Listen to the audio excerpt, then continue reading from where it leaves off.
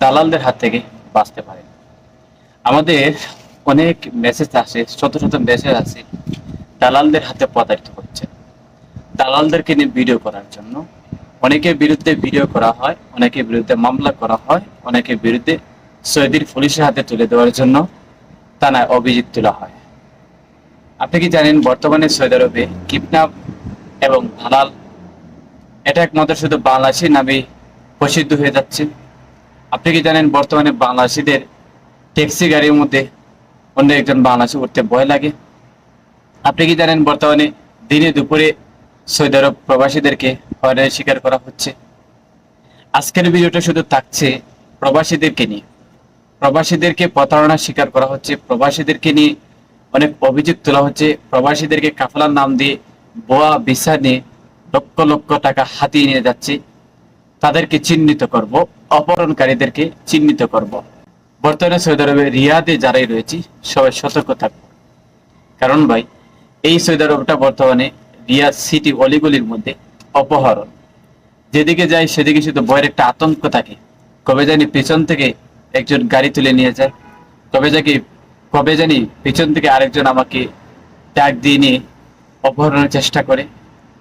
বর্তমানে সৌদি আরবে চলাবে একটা ভয়ঙ্কর, বিশেষ করে বাংলাদেশি যারা রয়েছেন তারা নিজের দেশের মানুষকে নিজে অপহরণ করে আসছেন, দেশের মানুষকে নিজে দালালি করে জীবনটা বরবাদ করে ফেলছেন। আমার উপর থেকে পিছের দিকে লক্ষ্য করুন। নাম হচ্ছে আল আমিন, তিনি জিদ্দা শহরে থাকেন।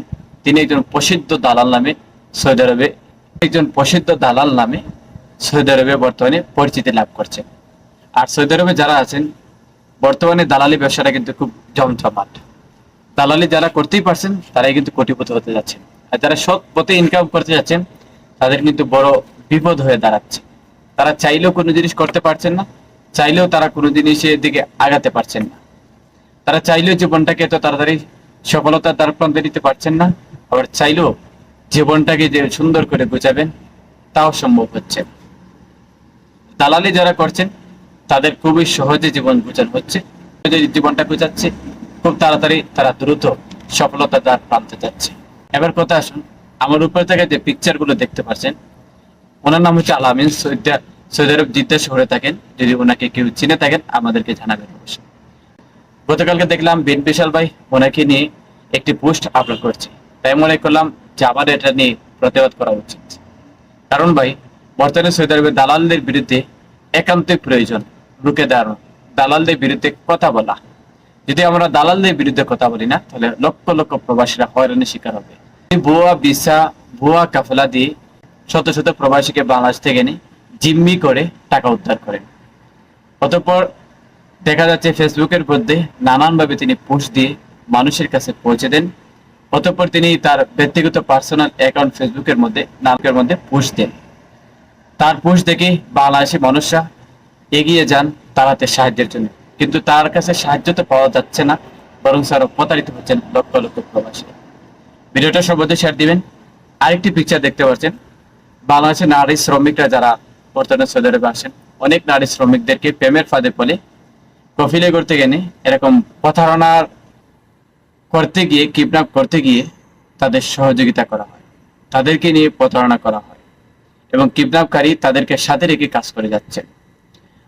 নারীদের ফাল্লায় পরে লক্ষ লক্ষ প্রবাসীরা, শত শত প্রবাসীরা এই প্রবাস জীবনের সুখটা হারাচ্ছেন, পরিবার হারাচ্ছেন, নিজের ফিউচার লাইফ হারাচ্ছেন।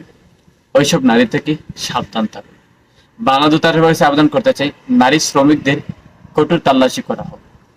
দালালদের বিরুদ্ধে আমাদের একান্তই প্রয়োজন উদ্যোগ নেওয়া, তাদেরকে প্রতিহত করা। দালালদের হাতে আপনি ঠকেছেন বা দালালদের প্রমাণ রয়েছে, তথ্য দেন, ডকুমেন্ট দেন, ইনশাল্লাহ জনতার সামনে প্রচার করে দিব, যাতে আরো শত শত প্রবাসীরা সতর্ক থাকেন।